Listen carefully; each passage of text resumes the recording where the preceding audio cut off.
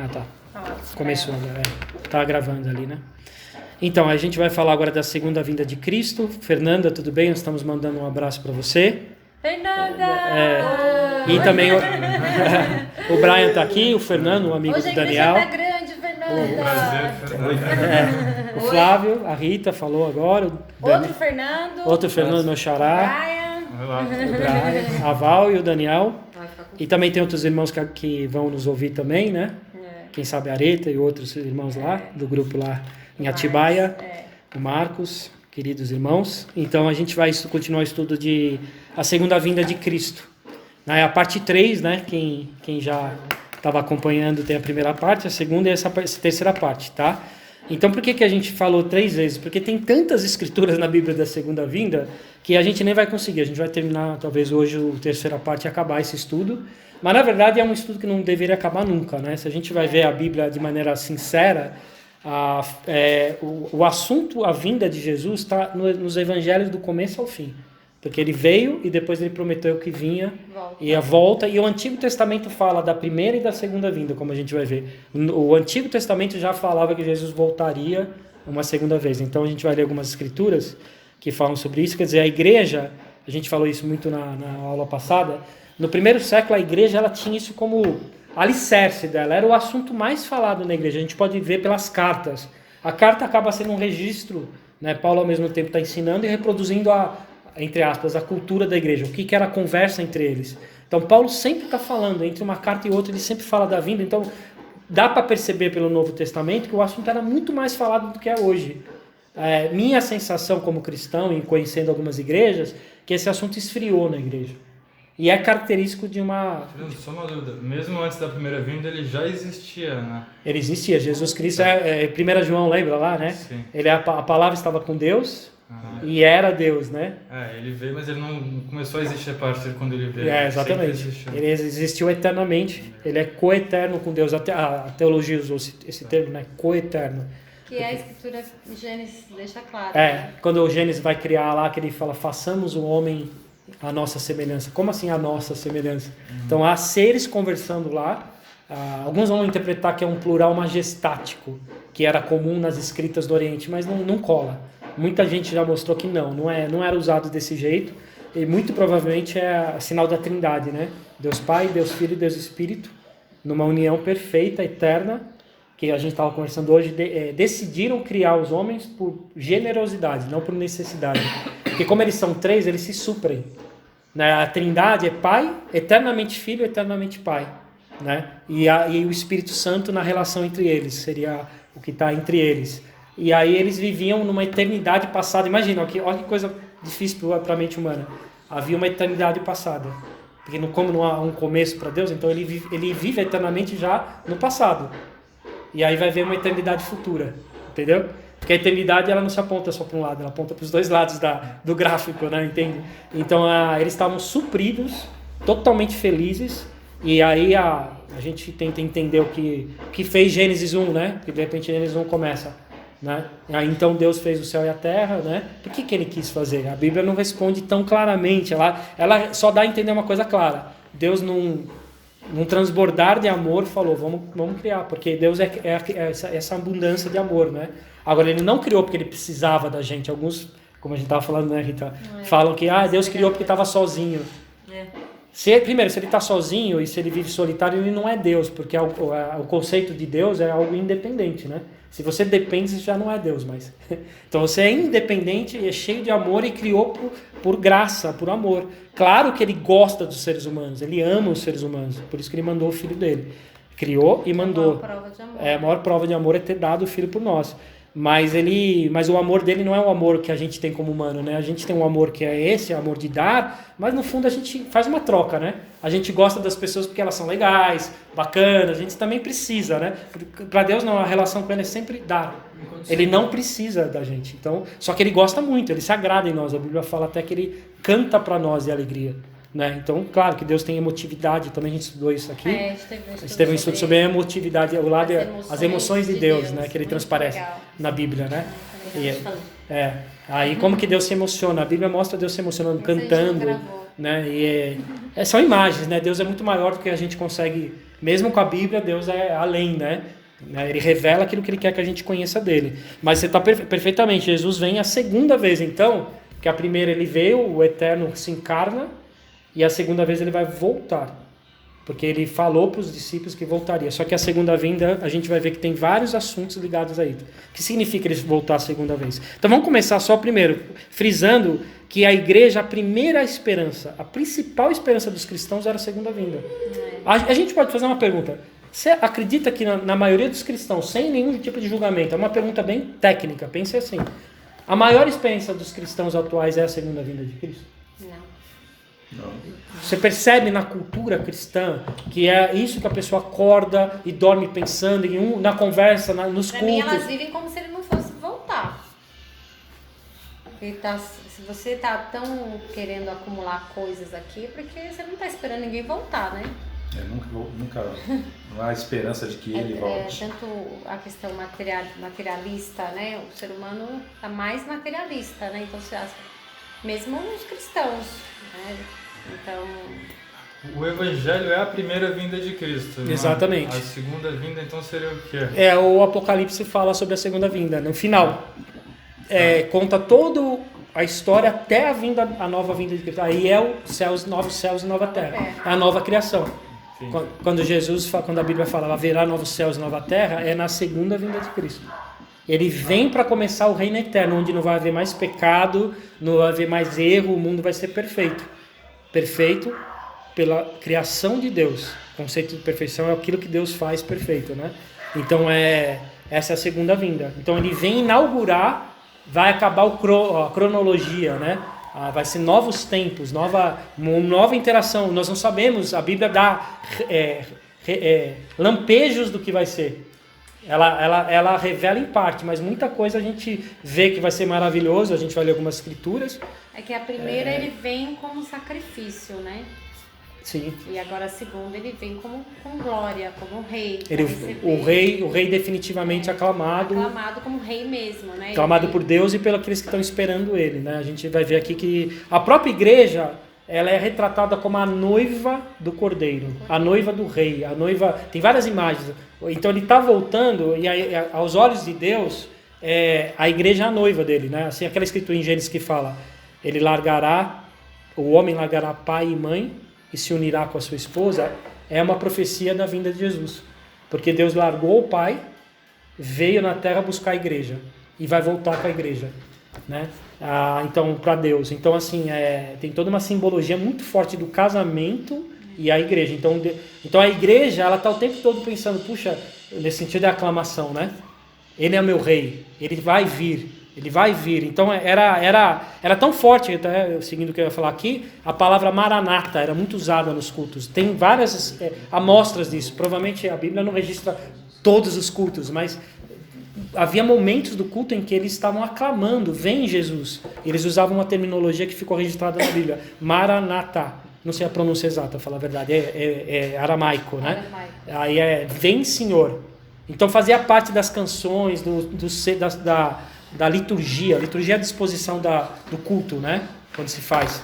Então, mesmo que a gente faça em casa, a gente segue uma certa liturgia. Então oramos, cantamos. Hoje a gente não vai cantar, tá? Mas infelizmente, geralmente a gente canta quando nos reúne, né? Podemos cantar no final, eu aconselho que sim. Mas que seria muito interessante. Mas dentro do culto havia um momento dessa expectativa coletiva. Então era uma esperança individual, mas ela era muito mais expressa na coletividade. Parece que quando a igreja se reúne, o Espírito de Deus clama, vem Senhor. Porque é a noiva esperando o noivo, né? E o indivíduo também, em casa, orando, cada dia. Quer dizer, quantos cristãos acordam hoje pensando assim, puxa, será que Jesus volta? Os cristãos do primeiro século, fica claro que eles pensavam isso. Que eles acordavam e dormiam pensando, tá chegando, né? Então, aí a gente estudou, se você puder lá depois seguir no primeira parte e a segunda, eu te passo o link, que há uma escritura que fala isso, mas está demorando muito. Mas aí a Bíblia fala que só não veio, você já leu, né, o Pedro, né, 1 Pedro, 2, porque Deus tem paciência, porque Ele não quer que ninguém se perca, né, se perda. Quer dizer, aos olhos de Deus, só não veio Jesus ainda, porque Ele está esperando que mais pessoas sejam salvas. Entendeu? Então o fato dele não vir é amor de Deus, é compaixão de Deus. Porque quando ele vir, ele vai julgar aqueles que não querem saber dele. Então é boa notícia para os que estão esperando e má notícia para os que não estão esperando a volta de Jesus, entendeu? A Bíblia deixa claro. Isso é um assunto da Bíblia, não é de uma igreja. Qualquer igreja que leia a Bíblia vai ver esse assunto. Porque está lá escrito, né? Então não é a nossa opinião, né? Então, que ele vai chegar quando a gente menos esperar, exatamente. A última vez a gente leu uma parábola na aula anterior sobre a parábola das noivas. Você lembra das 10 virgens? Então ele fala, vai chegar na hora que... Né? E outros momentos, não só nessa parábola, sempre ele fala, virá como um ladrão. Fala, quem está no telhado não desça para pegar. A gente vai ler essa escritura hoje, não dá spoiler, tá? Mas a gente vai ler, então vamos ler lá, já que ele citou a escritura e já deu spoiler. Não, primeiro vamos ler uma antes, desculpe. 2 Timóteo 4, só queria pegar um registro dessa expectativa de Cristo segundo que a igreja marca, né? 2 Timóteo. Eu vou começar, vai ser um pouco assim, eu vou começar com uma introdução histórica, depois vai chegar uma hora que a gente vai começar a ler e interpretar juntos, tá?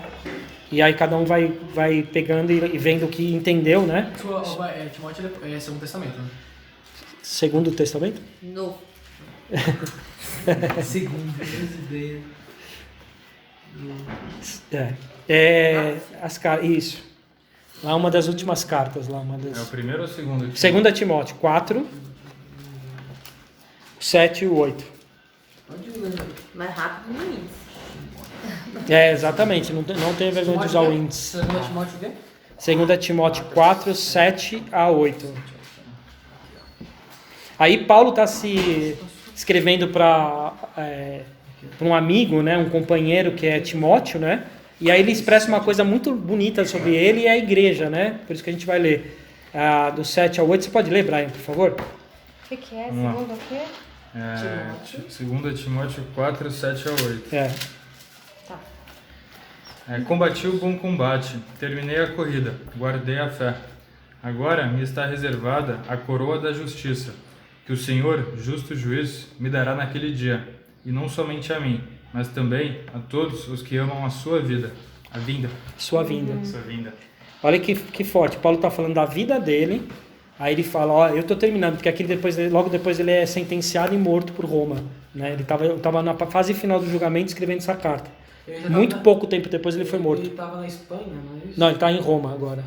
Ele queria ir para a Espanha, né? É que ele fala. Ele chegou aí uma hora.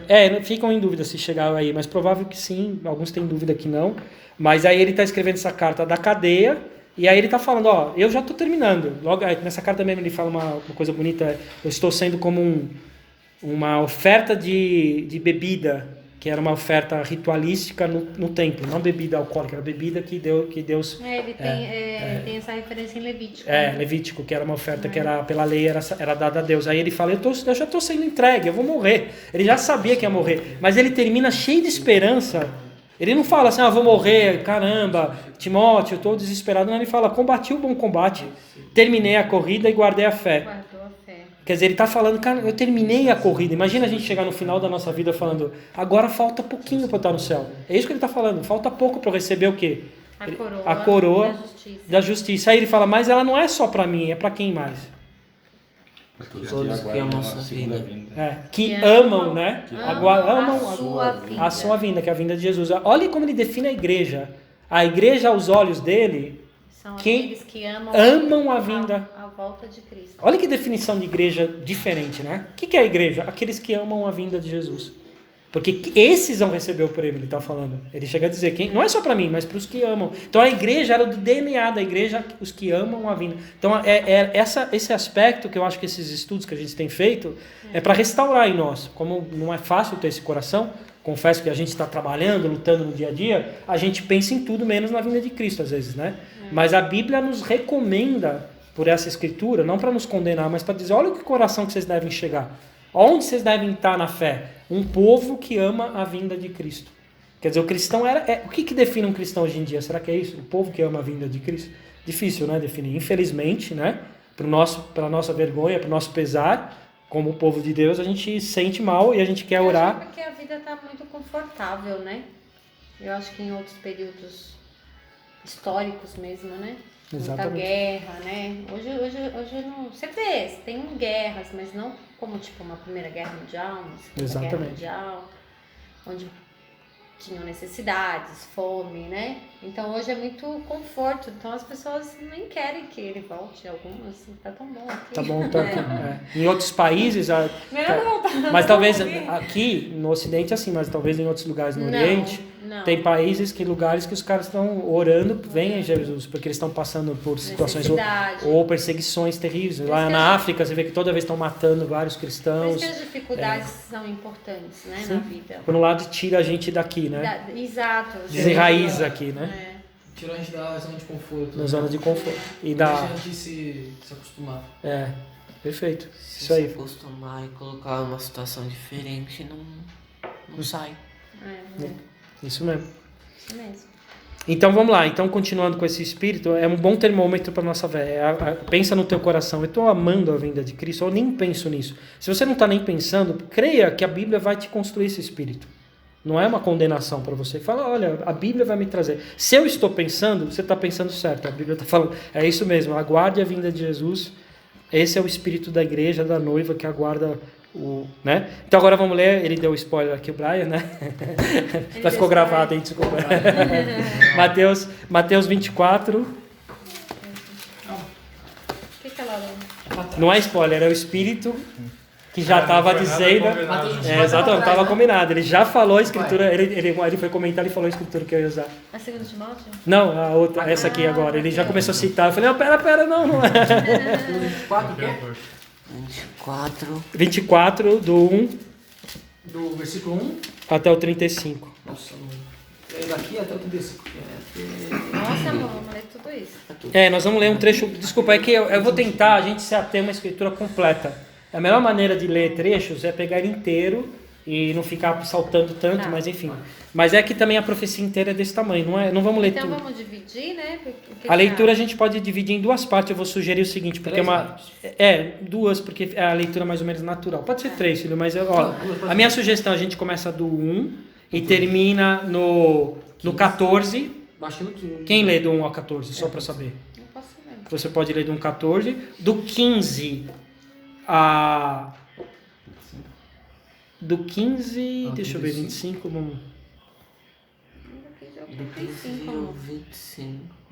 Até o final. Do 15 ao 30? 25, eu gostei do Flávio, faz sentido, faz sim. 25, vai sim, porque a gente vai fazer uma pausa para refletir um negócio aqui interessante. E depois do 25 até o 35, tá? A gente Mas divide... quem lê do 15 ao 25? Você pode ler, Flávio, do 15 ao 25? Eu te impresso.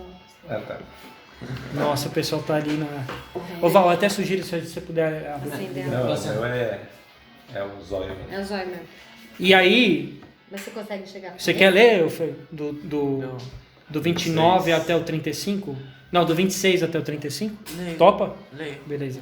Então, ó, cada um vai ler esse trecho e vamos prestando atenção, porque tá tudo muito amarrado aqui. Vocês vão ver, essa escritura eu escolhi, é um desafio, falar a verdade, é um desafio. Ela é muito densa e ela tem muita informação. Então a gente vai tentar pegar só o essencial, porque senão a gente não sai daqui hoje, tá? A gente vai ver que tem muita referência ao Antigo Testamento aqui, ela é muito rica, mas super... A gente leu essa na parte 2, eu lembro. A gente leu um trechinho. Um trechinho. A parte seguinte, você lembra, filho, que a gente leu do 36? Isso, ao é. 55. É a sequência dela. Na verdade, a gente está fazendo ao contrário, né? Deveríamos ter lido primeiro, mas... Vai lá, então a Val vai começar. Jesus saiu do templo e, enquanto caminhava, seus discípulos aproximaram-se dele para lhe mostrar as construções do templo. Vocês estão vendo tudo isso? Perguntou ele. Eu lhes garanto que não ficará aqui pedra sobre pedra, serão todas derrubadas. Tendo Jesus se assentado no Monte das Oliveiras, os discípulos dirigiram-se a ele em particular e disseram: Dize-nos quando acontecerão essas coisas, e qual será o sinal da tua vinda e do fim dos tempos? Jesus respondeu: Cuidado, que ninguém nos engane, pois muitos virão em meu nome dizendo: Eu sou o Cristo, e enganarão a muitos. Vocês ouvirão falar de guerras e rumores de guerras, mas não tenham medo. É necessário que tais coisas aconteçam, mas ainda não é o fim. Nação se levantará contra nação, e reino contra reino. Haverá fomes e terremotos em vários lugares. Tudo isso será o início das dores. Então eles os entregarão para serem perseguidos e condenados à morte. E vocês serão odiados por todas as nações por minha causa. Naquele tempo, muitos ficarão escandalizados. Trairão e odiarão uns aos outros, e numerosos falsos profetas surgirão e enganarão a muitos. Devido ao aumento da maldade, o amor de muitos esfriará, mas aquele que perseverar até o fim será salvo. E este evangelho do reino será pregado em todo o mundo como testemunha a todas as nações, e então virá o fim. Assim, só até 14, né, amor? Sim. Isso. Posso continuar? Pode, por favor. Assim, quando vocês virem o sacrilégio terrível, do qual falou o profeta Daniel no lugar santo, quem lê, entenda. Então, os que estiverem na Judéia, fujam para os montes. Quem estiver no telhado de sua casa, não desça para tirar dela coisa alguma. Quem estiver no campo, não volte para pegar seu manto. Como serão terríveis aqueles dias para as grávidas e para as que estiverem amamentando. Orem para que a fuga de vocês não aconteça no inverno, nem no sábado, porque haverá então grande tribulação, como nunca houve desde o princípio do mundo até agora, nem jamais haverá. Se aqueles dias não fossem abreviados, ninguém sobreviveria, mas por causa dos eleitos, aqueles dias serão abreviados. Se então alguém lhes disser: vejam, aqui está o Cristo, ou ali está ele, não acreditem, pois aparecerão falsos cristos e falsos profetas, que realizarão grandes sinais e maravilhas para, se possível, enganar até os eleitos. Vejam que eu os avisei antecipadamente. Assim, se alguém lhes disser: ele está lá, no deserto, não saiam, ou ali está ele, dentro da casa, não acreditem. Porque assim como o relâmpago sai do oriente e se mostra no ocidente, assim será a vinda do Filho do Homem. Onde houver um cadáver, aí se ajuntarão os abutres. Imediatamente após a tribulação daqueles dias, o sol escurecerá e a lua não dará a sua luz. As estrelas cairão do céu e os poderes celestes serão abalados. Então aparecerá no céu o sinal do Filho do Homem, e todas as nações da terra se lamentarão e verão o Filho do Homem vindo nas nuvens do céu com poder e grande glória. E ele enviará os anjos com grande som de trombeta, e estes reunirão seus eleitos dos 4 ventos, de uma a outra extremidade dos céus. Aprendam a lição da figueira. Quando seus ramos se renovam e suas folhas começam a brotar, vocês sabem que o verão está próximo. Assim também, quando virem todas estas coisas, saibam que ele está próximo às portas. Eu lhes asseguro que não passará esta geração até que todas estas coisas aconteçam. Os céus e a terra passarão, mas as minhas palavras jamais passarão. Amém. Só vou achar o nariz que ele tá falando, eu sempre ameaçando espirrar. Vai ver se tá cheio. Tá.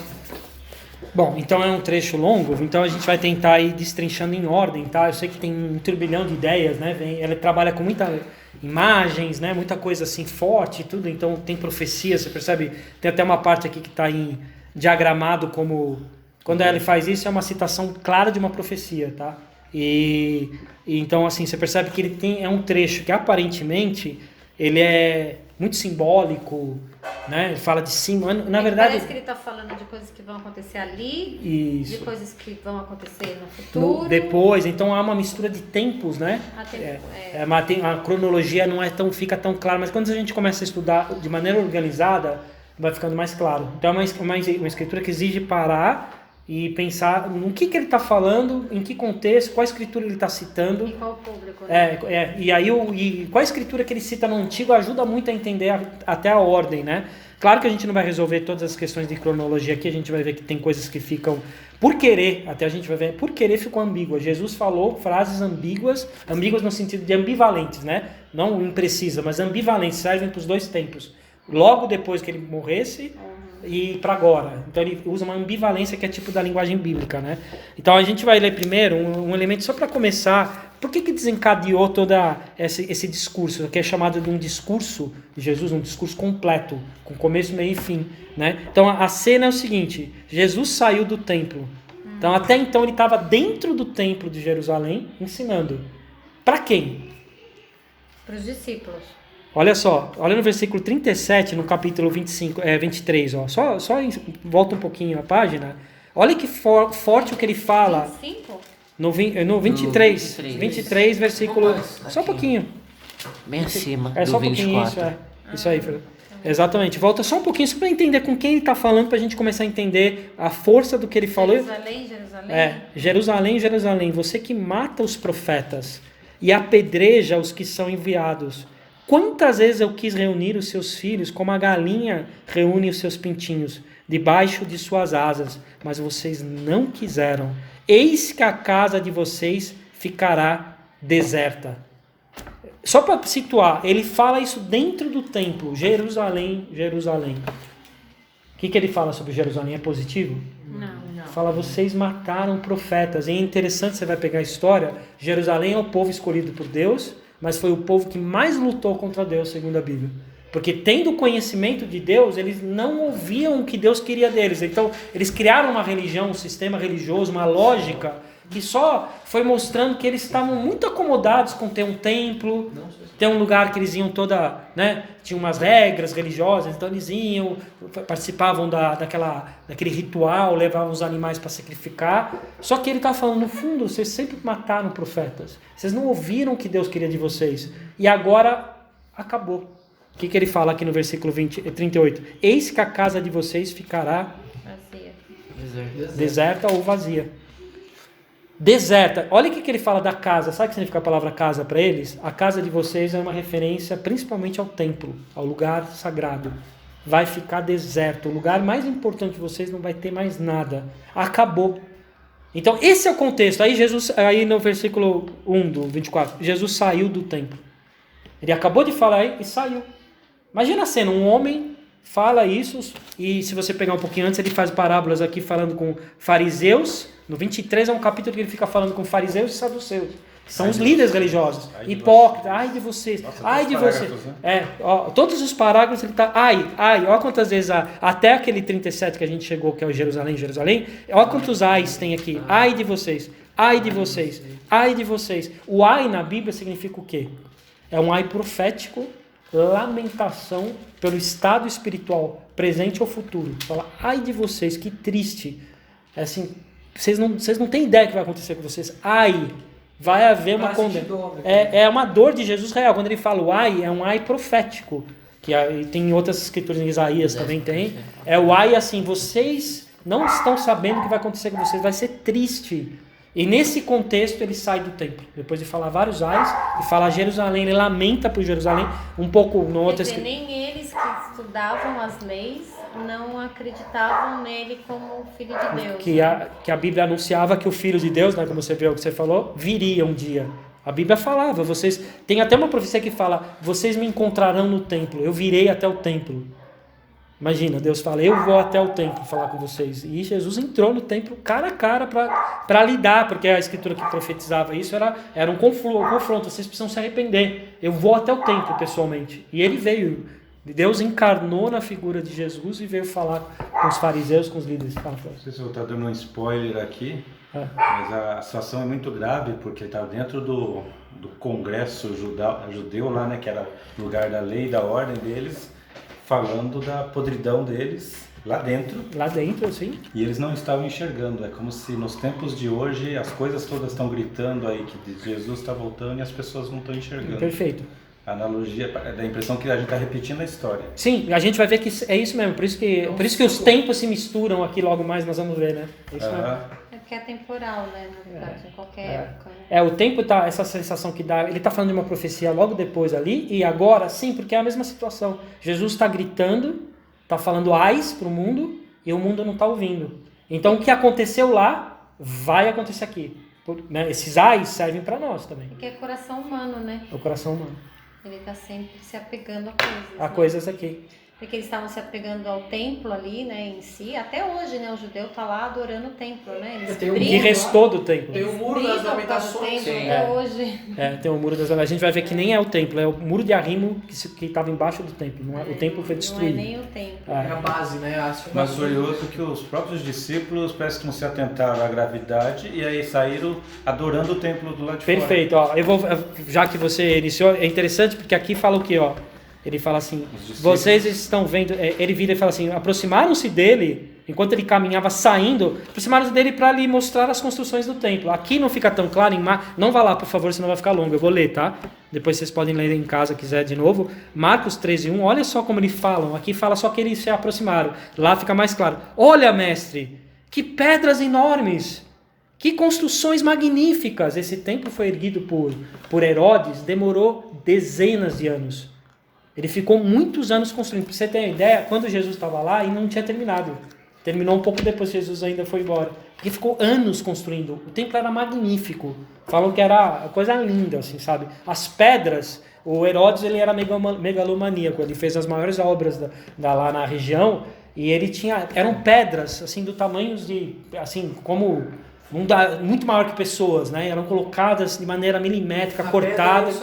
Transportavam com muitos escravos. Foi uma coisa terrível até para construir em termos humanos, mas ficou um negócio maravilhoso de feito. Herodes era um cara que tentou agradar os judeus, né? Ele era um povo paralelo aos judeus lá, Edom, né? Descendente de Edomitas, e que ele tenta ganhar confiança como rei e faz um templo segundo o que era prescrito. E Deus aceita, tá? Porque Jesus entra no templo ali. Mas ele estava anunciando que ia acabar aquilo. Porque estava acontecendo o que ali?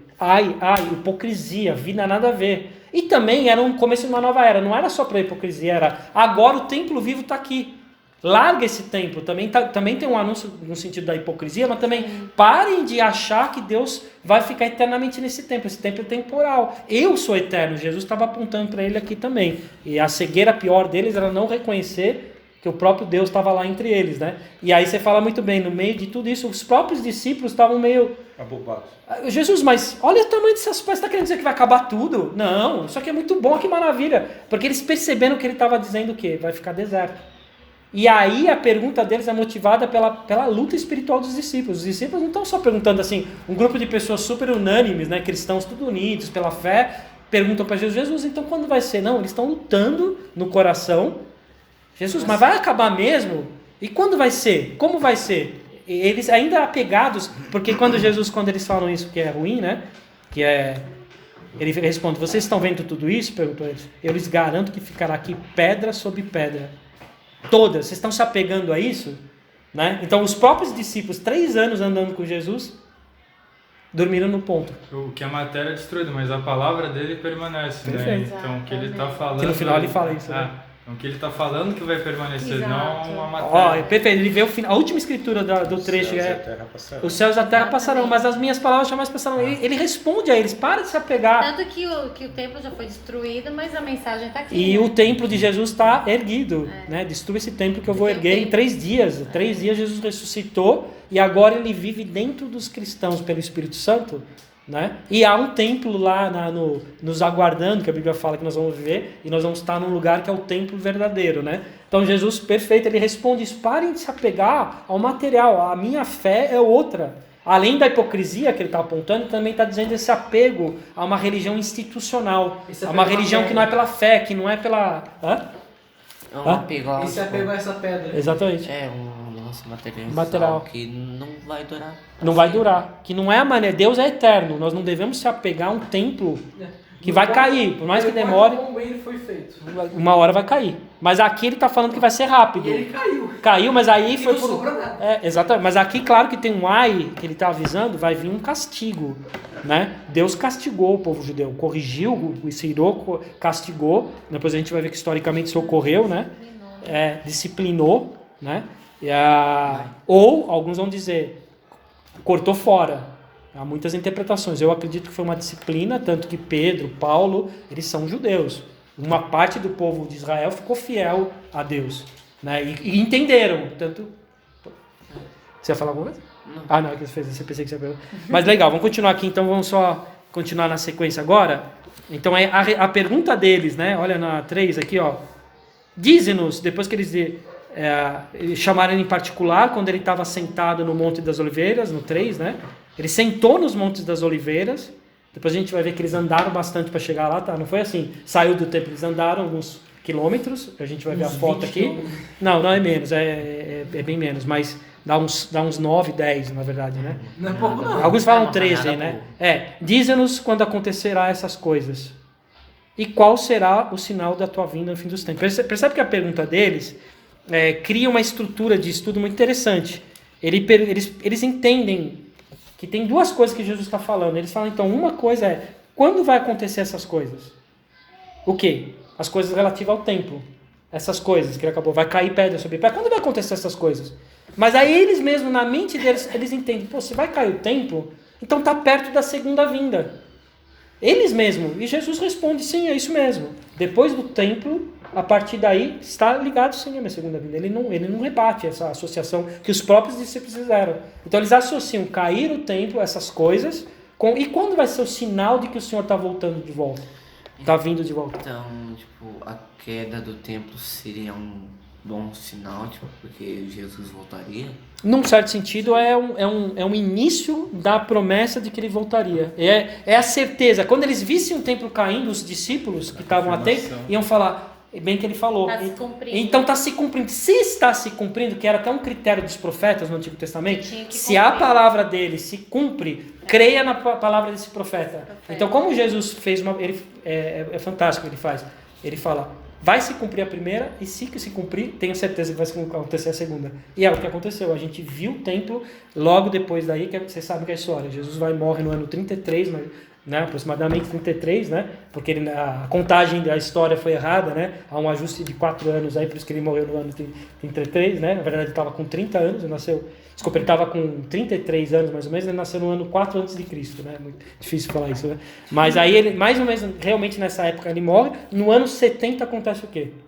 Destruição do templo. Os romanos, depois de uma última rebelião deles contra Roma, vão lá, fazem uma balbúrdia, Roma vem, Tito, se eu não me engano, ele é filho de Vespasiano, um dos imperadores romanos, e manda o próprio filho. O filho faz uma arquitetura de guerra, cria rampas, demora, e algumas delas até hoje estão por lá. Você vê a arqueologia tem registro dessas rampas. Eles entram e saem matando dezenas de milhares, destroem o templo, não fica pedra sobre pedra. O que a gente vê aqui, depois eu vou achar, talvez não aqui tão fácil, o Muro da Lamentação. Aquele filme das Cruzadas é bem depois, então.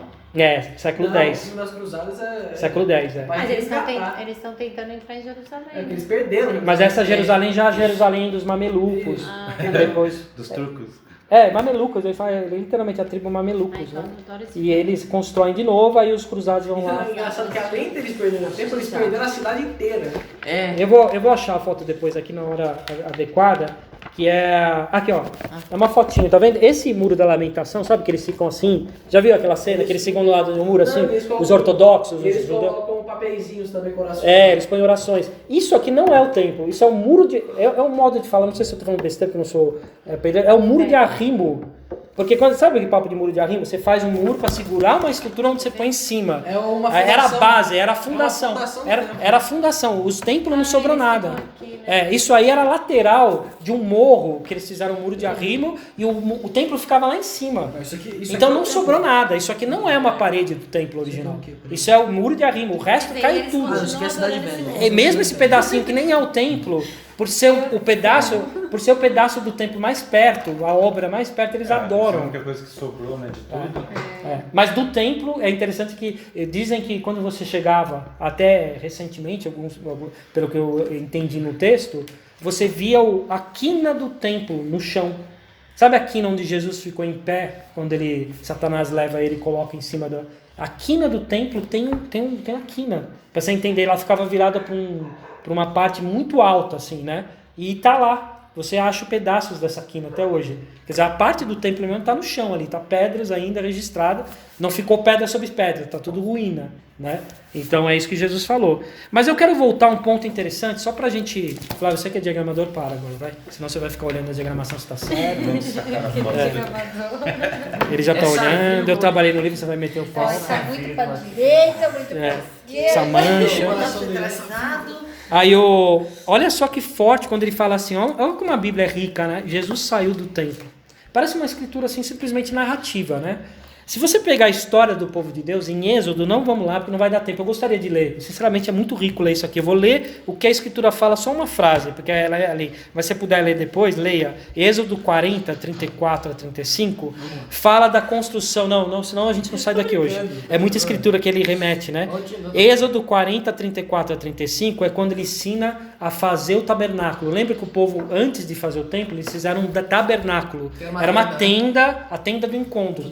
Como eles estavam nômades? Que eles tinham aquela arca, não é? Isso, a arca estava dentro, isso. Assim. Isso, que tem a asa dos anjinhos virado para a tampa, né? Então, enfim, aí o tabernáculo era um lugar que era o período nômade, enquanto eles não tinham entrado na Terra Santa ainda, né?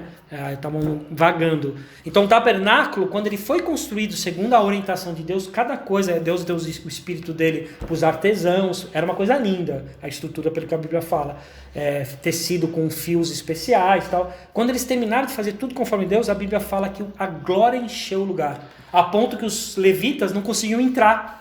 Eles viam a glória de Deus, a Bíblia descreve como a nuvem da glória de Deus, né? E eles não conseguiam entrar, porque era uma coisa tão esplendorosa a presença de Deus, que eles não conseguiam fazer o ofício deles, que era, né? Então havia uma disputa, Deus ocupava o espaço. Só uma perguntinha sobre... Lembra que você faz umas aulas atrás que você falou que tinha já um templo à frente deles, quando a gente tinha o templo, que alguns eram fulminados, né? Exatamente. Já acontecia isso? Sim, aí depois, aí Êxodo fala do tabernáculo, 1 Reis 8, 10 a 11, que é a segunda escritura, 1 Reis 8, 10 a 11, quem quiser depois leia, fala da construção do templo fixo, que foi o templo de Salomão. Davi quis construir, e Deus falou, não, você não vai construir, você é homem de guerra, homem de sangue, seu filho vai construir, que ele é o que eu escolhi para fazer isso. Aí o filho vai lá e constrói um templo, que é de Macedo, diz que tentou imitar, né? Mas não é isso. Para você ter ideia, o templo de Salomão é considerada a 7ª maravilha do mundo, uma das 7 maravilhas do mundo, das antigas do mundo. Falam que era uma coisa esplendorosa, tudo para a tecnologia da época, com o jeito que foi construído, com folhada a ouro, era uma coisa maravilhosa. Quando ele terminou, quando eles fizeram, mesmo seguindo tudo que Deus falou, quando eles colocaram a arca do acordo, que você falou, colocou dentro, a Bíblia fala que a glória de Deus ocupou também todo o espaço e ninguém conseguia entrar. Era uma coisa assim esplendorosa. Então imagina, fisicamente as pessoas viram que estava algo ali dentro, uma presença maravilhosa, e elas não conseguiam entrar. Então isso é a presença de Deus no meio do povo dele. Ele decidiu, claro que não é no antigo acordo, numa revelação imperfeita, ainda não completa, Deus falou, eu vou estar nesse lugar. Até mesmo quando Salomão constrói, ele fala para Salomão, não há espaço para mim num templo humano, mas por minha graça a minha glória vai estar lá, né? Mas Deus evidentemente não entrou dentro do templo, porque Deus é infinito em tamanho, nada entra, Deus não pode ocupar esse espaço só e tá ali dentrinho, né? Isso é paganismo. Deus fala, a glória dele pela graça vai habitar ali, eu vou manifestar um pouco de mim. Então, mas aqui o Cristo estava ali dentro. Então, né? Cristo entrou em pessoa. Esse era o Deus completo e perfeito. Essa era a glória ali. Os caras não entenderam. Quando Jesus entrou e começou a pregar, era a glória completa. O Deus coube no físico. Dentro do templo. E ali era a habitação perfeita. Era pra gente... O infinito coube no finito, porque ele se encarnou. Olha que maravilhoso isso. Só que olha que triste. A Bíblia fala em Ezequiel 10, 18... E a glória do Senhor afastou-se do templo. É uma visão do profeta, que é a pior parte de Ezequiel. Ezequiel está contando o período do exílio babilônico. O templo de Salomão. Antes, esse templo que Jesus está falando é o de Herodes, é o segundo templo. Tá? O primeiro templo, Salomão, a 7ª maravilha do mundo.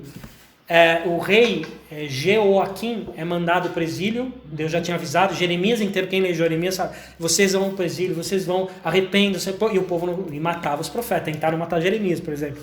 E aí eles não ouviam. Jeremias foi aquele cara que depois pediu para matar os profetas de... Não, isso aí é Elias. Elias. Ele fez a prova de... Aí Jeoaquim, que é o rei da época, né? Ele é levado primeiro do que o povo, ele é levado primeiro, aí há um período ainda que Deus dá de chance, e o povo continua. Aí o Ezequiel está no exílio, porque o primeiro exílio foi por etapas, o exílio. Levaram os reis e os principais homens, os mais habilidosos, eles faziam isso. Isso está registrado na história arqueológica. Os reis, os impérios, quando dominavam, pegavam a elite capaz de construir, de liderar, que tinha articulações ou tecnológicas, tudo isso, ou poder familiar, pegava e deixava só os pobres na terra. Porque eles conseguiam com isso imobilizar aquela nação. Levaram o rei e junto deles o profeta Ezequiel, Ezequiel que é a Bíblia claro, fala que ele era um sacerdote, né? Um dos sacerdotes. E aí ele tinha mais ou menos 26 anos. Ele foi mandado para lá, de lá ele tem uma visão. Ele está lá no rio, esqueci, Quar, lá na Babilônia, e a Bíblia fala que o Espírito domina ele no meio dos anciãos do povo, que estavam lá sempre falando com ele, porque ele era um sacerdote. Eles tentaram manter uma referência espiritual. E aí ele tem uma visão do quê? Ele começa a ver a glória de Deus por meio de arcanjos. É uma coisa muito maravilhosa. Quem lê Ezequiel, por isso que eu falo que você tem que ler o Antigo Testamento, como que aparece nessa imagem recorrente de rodas, em que então onde a roda com essas rodas que estão os arcanjos, onde ele está, Deus está presente, né? E aí tem uma hora que fala que a roda para na porta do templo, sobe e vai embora, levando a glória de Deus. Aí logo depois é uma profecia do quê? Aí você está fazendo associação com essa cena. Jesus saiu no primeiro templo, a glória de Deus saiu, veio quem e destruiu o templo? Vieram os babilônicos. Olha que paralelo fantástico que Jesus está fazendo aqui. Assim que a glória deixou, que é a pior coisa que podia acontecer com o povo de Deus, Deus abandona o povo. Fala, eu vou embora, porque lá em Ezequiel fala que quando ele olha na visão, ele vê os líderes adorando cobras, serpentes, o sol. Estão numa idolatria, numa total profanação. Muito parecido com os ais de Jesus aqui, sabe? Então é um paralelo muito nítido. Aí ele fala... Porque aí é o passado, aí tem o presente. Então tudo que aconteceu de novo. O segundo templo, uma segunda chance de Deus, só que dessa vez... Não deu pra segurar. Só que dessa vez acontece o quê? Jesus sai do templo, uma pequena frase, Jesus sai do templo, a glória saiu. A partir daí ele começa a falar, não vai ficar mais pedra sobre pedra. Não é à toa, acabou. O povo de Deus de novo pecou. Se a glória de Deus não tivesse saído do templo, tudo isso teria acontecido do mesmo jeito? Ou... Boa pergunta, ótima. Como não está escrito, eu sou obrigado a dar uma opinião, porque não está escrito na Bíblia, né? Então não é revelado por Deus. Mas eu acredito que seria outra história. Eles entenderiam que o templo não é mais o lugar, mas provavelmente o templo não seria destruído do jeito que foi. Provavelmente nós teríamos o templo lá e os judeus falariam, antigamente aqui fazíamos a nossa adoração aqui, só que nós entendemos que o Messias, Jesus... Ele é o templo. Logo, nós só temos isso aqui como registro da nossa antiga maneira de ver. Então, antiga adoração. Jerusalém não seria destruída, porque para você ter uma ideia, eu li esse dado de manhã, agora não tenho na cabeça com exatidão, mas em torno de 60 mil pessoas foram mortas pelo exército romano. Para cidades daquela época, morrer isso é matança. Acabou, eles foram dizimados. Muitos judeus morreram. Então, assim, você está falando de uma desgraça que poderia ter sido evitada. Sim. Deus, certamente Jesus viria como Messias, porque a grande questão que Jesus fala aqui, os judeus não aceitaram ele como o Messias, o Filho de Deus que viria, que estava profetizado. Não, os judeus não acreditam que eles ainda esperam. Né? Esperam o Messias. Alguns não, tem os judeus messiânicos que já acreditam que Jesus veio. Então, esse foi o castigo que Deus deu, né? Que Deus falou que ia dar. Receber. Que é as pedras sobre as pedras. E aí aconteceu. Porque o ai deles era uma última advertência. Claro que se eles tivessem ouvido o ai de Jesus aqui, ai de vocês, se você ler a Escritura, você vai ver que ele está falando da hipocrisia, da falta de sinceridade com Deus, falta de amor. Ele fala que eles ficavam explorando as viúvas. Tudo que é tipo de injustiça, Jesus condena no povo. E também acho que eu já vi avisos que se ele abandonasse eles, ia cair ruína, né? Que tem vários fatos que, tipo, quando Deus abandonava o povo, eles perdiam guerras. Isso. Eles eram dominados. Eles sabiam disso, eles tinham essa cultura Ele já clara. tinha uma história disso. Uma história e tudo registrado na Bíblia. Quem foi mesmo que quando ele baixava o cajado, eles perdiam? Moisés. Josué ajudava ele. O Saul, né? Saul, quando Deus abandonou ele, eles perderam a guerra, exato. Então, Ele tinha um histórico de provas que isso ia acontecer. e tudo escrito, eles bastavam eles lerem a Bíblia.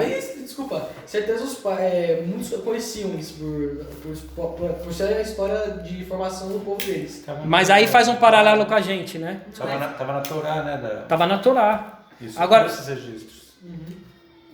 É como nós também temos todos os registros. exato, é isso que eu ia dizer. Temos os registros anteriores, o deles E esse de novo. novo. Ou seja, E até uma prévia do que vai acontecer. E uma prévia do que vai acontecer no futuro. e mesmo assim, Não acredito. Porque a pergunta é tudo que Jesus fez, ele veio pessoalmente. Cara, olha só que lindo, Deus apareceu no templo dele. Falou com amor, curou cegos, deixou todas as provas físicas que aquilo era. Eles olhavam e falavam, não, eu sei, ninguém questionou o milagre dele. Eles só questionaram se o poder vinha do diabo. Você lembra? Mas eles falaram, esse homem tem poder. Mas e ele mesmo falava, né? Se vocês não creem em mim, creem Que nas minhas obras. Então, já que você não quer crer em mim, tudo bem. Mas olha o que eu tô fazendo. Exatamente. Eu tô curando. E depois, a pior profecia, que é a mais profunda, destruam esse templo. E eu construí em 3 dias. E ele estava dizendo do corpo dele. Na frente do templo ele fala, vocês vão destruir esse templo, destruam. Mas eu vou construí-lo em 3 dias. Aí eles, demorou 70 anos para começar. ou seja, o templo físico. O templo, porque eles não entendiam o que ele está dizendo. Mas que, aí... na verdade, o templo mesmo morreu antes, né? Que é o Cristo, morreu antes de Jerusalém. Mas o templo físico aconteceu o que? A maior prova de fé. Ele ressuscitou. Ele ressuscitou. E os judeus souberam que ele ressuscitou, mas eles negaram mesmo assim. Quer dizer, depois de tudo isso, a gente tem todos esses registros. Se para eles era um aviso, um ai, e para nós é um ai também ou não, se a gente não ouvir? Quer dizer, a Bíblia está sempre colocando o que aconteceu na história como um aviso para a gente hoje. Como que? Porque a gente pode se apegar às pedras, ou não? A gente pode criar uma religião tão cheia de seguranças externas. Eu faço isso, eu faço aquilo, eu frequento, eu faço minha reunião aqui todo domingo, minha família participa. Mas isso não diz nada, não é isso que Deus quer. É como se Jesus tem que ser o ouro, as pedras, o prata e o bronze, né? Exatamente. Jesus na frente, por mais que eu ainda... Minhas palavras nunca passam. Ele que é o centro, ele que é tudo que a gente vai buscar é nele, né? Não na religião, é nele, né?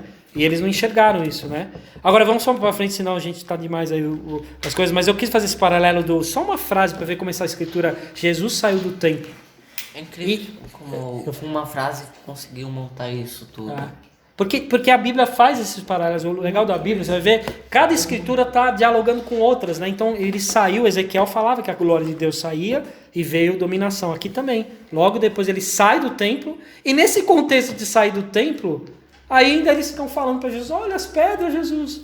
Tipo, não, Jesus. A gente é apegado, né, gente? A gente é com ele. Quase que eles estão pedindo para ele não fazer isso. E a paciência de Jesus, né?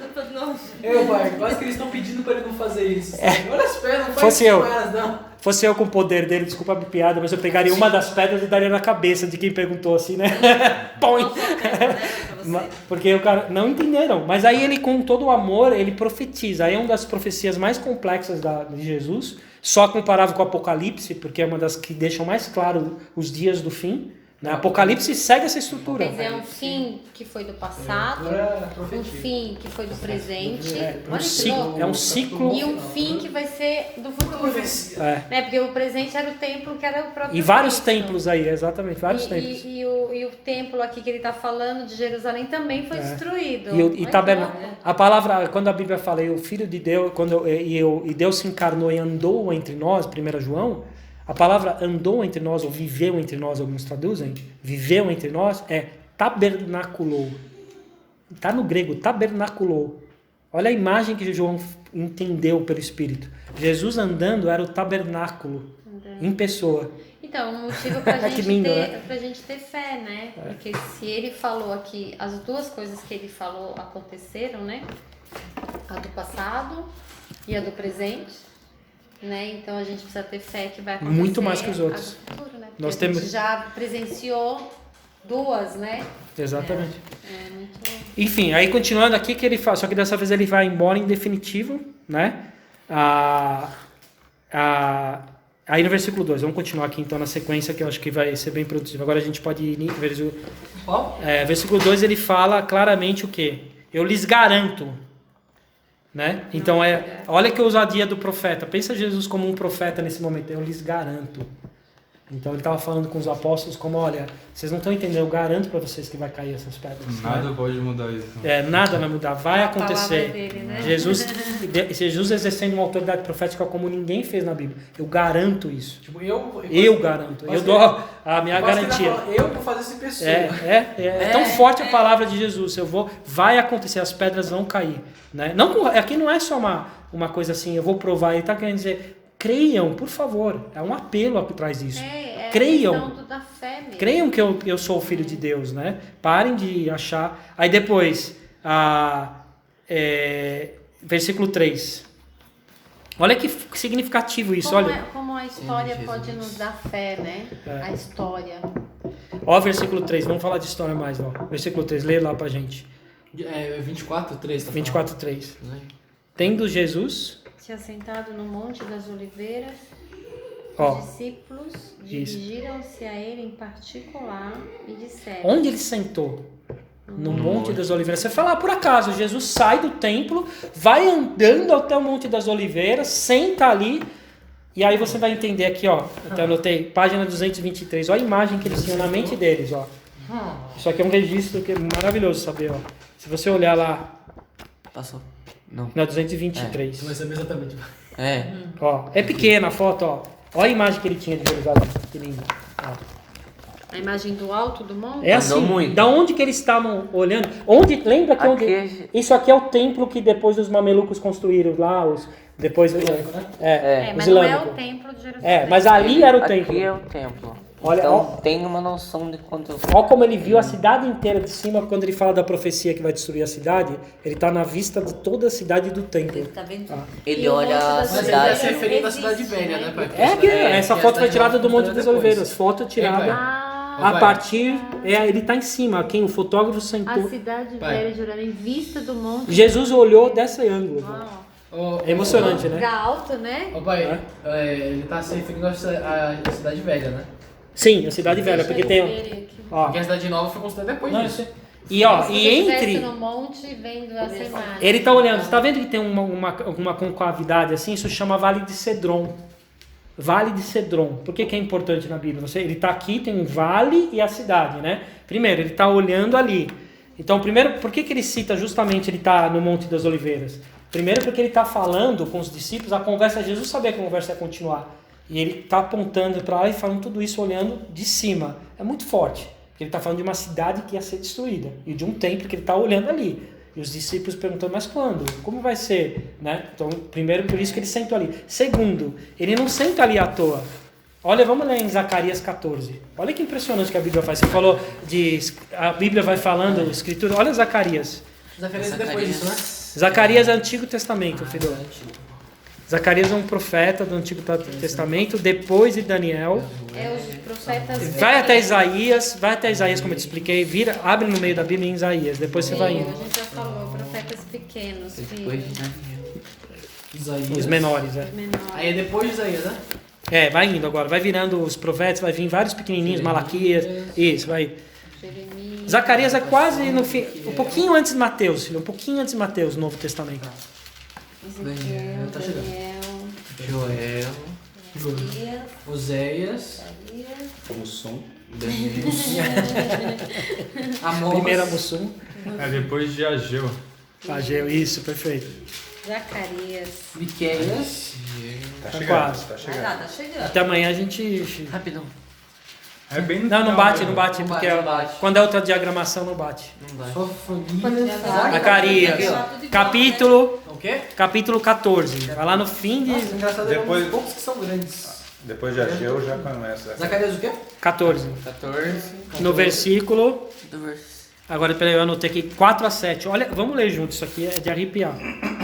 Eles se 1, juntam. 4, 4 a 7. Você pode ler, Daniel? Nossa, que horrível. Tá, naquele dia os seus pés estarão sobre o Monte das Oliveiras, a leste de Jerusalém, e o monte se dividirá ao meio, de leste a oeste, por um grande vale. Metade do monte será removido para o norte e outra metade para o sul. Vocês fugirão pelo meu vale entre os montes. Depois ele se estenderá até Azeu. Fugirão como fugiram do terremoto dos dias de Uzias, rei de Judá. Então o Senhor, o meu Deus, virá com todos os seus santos. Naquele dia não haverá calor nem frio. Será um dia único, um dia que o Senhor conhece, no qual não haverá separação entre o dia e a noite, porque mesmo depois de anoitecer haverá claridade. Legal. É à toa que ele falou da Monte das Oliveiras? Não. Ele cita aqui nessa Essa profecia... cena de Cristo. A vinda, ele fala no versículo 5, no final, então o Senhor, o meu Deus, virá com todos os seus santos. Quando fala dos santos aqui, é com todos os meus anjos, os seus anjos. Ele virá, o Senhor virá. Está falando do dia final, o juízo final, que ele diz que vai ser em que lugar geograficamente? Naquele dia os seus pés estarão sobre o Monte das Oliveiras, a leste de Jerusalém. E o monte se dividirá ao meio, de leste a oeste, por um grande vale. Esse vale é o Vale de Cedron, ali na frente. O Armagedon, Apocalipse, você lembra que tem a palavra Armagedon, que é o grande guerra final. É uma profecia em Apocalipse que fala que vai haver um conflito entre quem está contra os inimigos de Deus, que virá com seu exército de anjos lutar. E vai ser nesse vale. É uma profecia. Então Jesus sentado ali, olhando o vale, falando do dia final. Nossa, acho que ele tá vendo, tipo... Não, ele já está na mente dele. Ele tá vendo. Ele está vendo o que ia acontecer. Então, olha que significativo ele ter saído do templo e se posicionado, olhando ali. Ele estava cumprindo uma profecia. Ele está apontando para a profecia. Quem estava espiritualmente atento, fala, peraí, há uma profecia do Monte do Monte das Oliveiras. Uau, os discípulos depois foram entender isso. Deixa eu ver se aconteceu. Os judeus de hoje consideram o Monte das Oliveiras sagrado. Eles consideram sagrado porque lá tem o túmulo de vários profetas. Tá. Se você olhar da onde... Essa foto aqui não mostra, mas se você olhar do topo, ela vai descendo assim, tem vários túmulos. Inclusive um dos profetas, acho que qual deles? É um profeta famoso. Não é Zacarias, talvez Zacarias. Eu posso estar errado, desculpa. Mas é um dos profetas famosos, foi enterrado ali. Então ele era um lugar de reis. Naquela região se enterravam os grandes reis e alguns profetas importantes. Então ali é sagrado nesse sentido, tá? Mas os judeus não é pelo motivo. Não, por causa de Jesus, porque a maioria dos judeus não aceitou ainda. Vão aceitar, tá, filho? É uma profecia sobre isso. Os judeus vão se converter. Quê? Depois a gente vai estudar em outro dia. Aí a vinda dele, tá? Essa é a minha opinião, claro que é polêmica, mas muitos estudiosos falam que a conversão dos judeus é o apontamento de Jesus voltando mais perto ainda, sabe? Né? Mas enfim. Tá chegando. Então olha só, voltando àquela questão, depois dessa profecia, ele senta ali bem no lugar histórico da vinda que Jesus, o Senhor virá com seus santos. E aí não haverá mais dia e noite. Poxa, não é um evento, um dia onde não haverá mais dia nem noite. Quer dizer, é o fim da história. É o começo de uma nova época, né? E aí ele começa a falar, né? Agora vamos lá. Então Jesus começa a responder. Lembra duas perguntas que eles fazem? Dize-nos quando acontecerão essas coisas. Dize-nos quando acontecerá essas coisas. E a segunda era qual? E qual será o sinal da tua vinda, né? Então vamos ver como Jesus está respondendo isso. É o que se fala assim, profecia de duplo cumprimento, né? Na teologia, alguns teóricos falam isso. Porque na verdade a própria pergunta, eles sacaram, como eu falei, eles fazem duas perguntas que na mente deles está associado. Jesus, quando vai acontecer essas coisas com o templo e com a cidade? E quando virá o fim? Então por isso que a resposta dele é densa. E você fala, mas Jesus está falando do templo ou está falando do final dos tempos? Porque a pergunta já começou assim. Na mente deles era a mesma coisa. E Jesus responde segundo o que eles estavam pensando. É isso mesmo. Assim que acabar o templo, está claro que vai vir o final dos tempos. Porque vai cumprir um, logo vai cumprir o outro. Como é duplo cumprimento, ao cumprir a primeira, a segunda está em evidência. Tá? Então vamos lá. Sim, mas porque Deus tem paciência. Né? O segredo é esse. Vamos lá então. Vamos ler com essa perspectiva e a gente vai terminando lendo agora as escrituras finais, né? Há várias alusões, só para vocês entenderem como é difícil, como a gente leu Ezequiel, só para dar um exemplo, Daniel, que a gente vai ler, Gênesis, Isaías, tudo nesses trechos que a gente está lendo, tá vários profetas falando, né? Então vamos lá, então agora voltando lá, volta para Mateus se você tirou, Mateus 24, porque a gente foi para Zacarias, né? Eu esqueci para pôr a fitinha ou o dedo, né? Mateus 24, vamos lá, e continuando então, né? Jesus respondeu a pergunta às duas, começa a responder. Versículo 4. Jesus respondeu: cuidado, que ninguém os engane. Quando eles perguntam as duas coisas, ele logo responde o quê? Cuidado. Ele começa a pergunta, a responder com uma advertência. Por quê? Será? Cuidado, porque vai ser um assunto de amplo engano. A vinda de Jesus e os dias finais vai ser um assunto que espiritualmente vai ser margem para muito engano entre os cristãos. Cuidado, por isso que ele começa com... Quando Jesus dá um cuidado na Bíblia, Jesus não exagera que nem a gente, né? A gente usa a palavra adjetivos. Você está interpretando errado, né, pai? Você está enganando a gente. Pode ser, inclusive isso. Toda vez que alguém estiver ensinando a essa escritura, cuidado, que ninguém os engane. Vale para mim? Vale. Vale para quando ele estiver ensinando, vale para quando ele ensinar. Porque se você não tomar cuidado, você pode estar sendo usado para o mal, para ensinar errado essa escritura. Ou porque tem uma intenção mesmo. Satanás tem os seus servos que vai enganar o povo de Deus. Tá? Vale para mim, filho. Toda vez, eu já falei isso pro Brian quantas vezes. Quando eu estiver ensinando a Bíblia, vai e leia na sua casa. E leia de novo e vê se você concorda. Porque você tem que ter fé. Não põe a fé na mão dos outros, como o Fernando tem mais de 20 anos na fé, ele é bonzinho. Você não sabe o que está dentro de mim? Será que eu sou bonzinho? Você só vai ver se eu sou bonzinho se o que eu estiver ensinando estiver conforme a Bíblia e você fala, cara, tá conforme a Bíblia. Você falou, qualquer pessoa que estiver ensinando, não tenha medo de perguntar onde está isso na Bíblia. Exatamente. Qualquer pessoa que estiver ensinando a Bíblia, onde que está escrito isso? Mas será que você está lendo? Não é assim que eu leio. Você tem o direito como cristão de perguntar e de ter a sua fé. Sim. Uma das coisas que o cristianismo sempre deixou claro, liberdade de fé e de consciência. Porque fé é uma coisa que vai levar você para a vida eterna. Então você não põe na mão de ninguém. É sua fé. É porque se fosse assim, viraria outro assunto automático. E aí o sacerdote... Aí viraria quase práticas religiosas, né? E outra, teria o grande sacerdote que fala e todo mundo escuta e não questiona. Não é isso. Viraria muitas outras religiões que existem hoje. Vários coisas certas a seguir, a linha. E a pessoa tem que ter a fé, né? A fé, vamos dizer assim, surgiu com a pessoa duvidando, aprendendo e tendo certeza do que se falou tá certo ou errado. Perfeito, é isso mesmo. A verdadeira fé vem dessa... Senhor, dúvida. Mas quando vai acontecer? Vê que a pergunta deles foi, Senhor, mas quando vai acontecer? Era uma dúvida.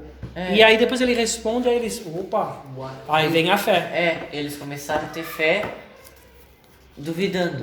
É perfeito, é isso mesmo. Chave... Não é errado ter dúvida. O problema é não buscar Jesus para tirar as dúvidas e buscar a Bíblia. Ficar com a dúvida. Ficar com a dúvida. A fé não é a dúvida, é o resultado após a dúvida. Exatamente. O problema é ficar com a dúvida e não dar desculpa e não ir atrás, né? Perfeito isso aí. Olha só, depois ele continua no versículo 5. Pois muitos virão em meu nome, dizendo, eu sou o Cristo, e enganarão a muitos. Então uma pergunta aí, vamos ver, o que vocês leem aqui? Vai ser pouca gente enganada? Não. E não vai ser pouca gente tentando enganar. Muitos falsos cristos. Eu lembrei de... Ele está falando, eu sou o Cristo, quer dizer, engraçado que lembra aquele cena que eu te mostrei da internet? Estão mostrando um filme aí, não lembro o que era que a gente viu junto, que mostrando que a segunda vinda de Jesus, aí Jesus está no meio das flores e uma pessoa vindo em direção a ele para conversar. Eu sou, como se ele falasse. Não, quando ele voltar, ele não vai voltar no meio das flores, ele não vai voltar mais como ele voltou na primeira vez, encarnado, um bebezinho que cresceu. Não é assim. Então, já está começando a surgir filmes e mostrando Jesus voltando de novo, andando entre as pessoas, e toda uma história, provavelmente ele ensinando alguma coisa legal, bacana, ele do bem, né? Sei lá o que vão fazer. Parou, não é assim. Vamos, o que a Bíblia fala que a gente leu? Que ele vai vir como ladrão que chega de madrugada. Exato. E ninguém está esperando. Então ele vai chegar me assaltando, é isso? Exatamente, assaltando meu corpo. Aí então ele fala de muitos, cuidado, versículo 6 a 7. Vamos continuar aqui na acelerada, né? 6 a 7. Vocês ouvirão falar de guerras e rumores de guerra. mas não tenho medo. É necessário que das coisas aconteçam, mas ainda não é o fim.